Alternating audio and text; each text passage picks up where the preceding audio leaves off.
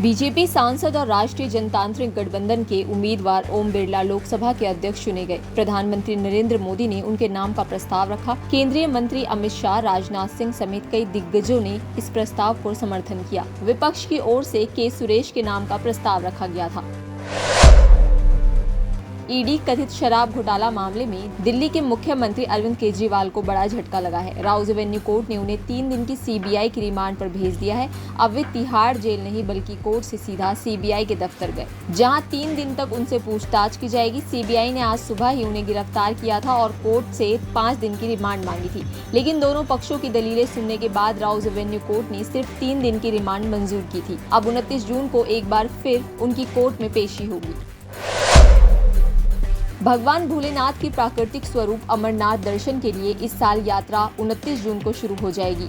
52 दिवसीय इस अमरनाथ यात्रा को निर्बाध संपन्न करने के लिए सभी तैयारियां पूरी कर ली गई है। पॉइंट 0 से पवित्र गुफा तक दोनों मार्गों पर श्रद्धालुओं के लिए लंगर, कैंप और अस्पताल आदि की व्यवस्था की गई है। लंगर सेवा देने वाले संगठन अपने निर्धारित स्थानों पर अब पहुंचने भी लगे हैं। श्रीनगर के पंथा चौक में स्थित अमरनाथ यात्रा ट्रांसिट कैंप में पहुंचे राजस्थान की श्री अमरनाथ लंगर सेवा समिति और शिव शक्ति सेवा दल के सदस्यों के मुताबिक वे 15 साल से सेवा कर रहे हैं। राहुल गांधी लोकसभा के नेता प्रतिपक्ष बन गए हैं। ऐसा पहली बार है कि जब वे किसी संवैधानिक पद पर बैठे हैं। राहुल गांधी के राजनीतिक करियर के लिहाज से भी यह पड़ाव बेहद महत्वपूर्ण है, खास तौर से इसलिए क्योंकि विपक्ष के नेता के तौर पर वह 5 साल सरकार के कामकाज की समीक्षा कर सकेंगे। अगले 5 साल संसद में सीधे तौर पर पीएम मोदी बनाम नेता विपक्ष राहुल गांधी को देखने को मिलेगा। हालांकि राहुल गांधी के सामने चुनौतियां भी कम नहीं होंगी। उनको खुद को सिद्ध करने के साथ ही पार्टी और गठबंधन को भी साधना होगा।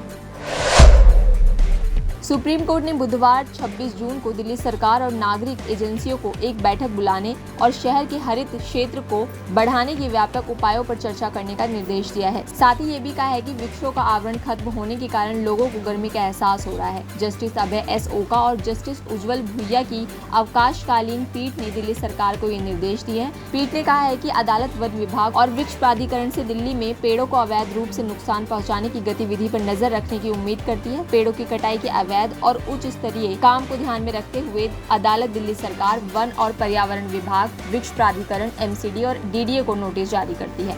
इसी तरह देश दुनिया की तमाम जानकारी के लिए आप बने रहिए द फ्रीडम न्यूज़ के साथ।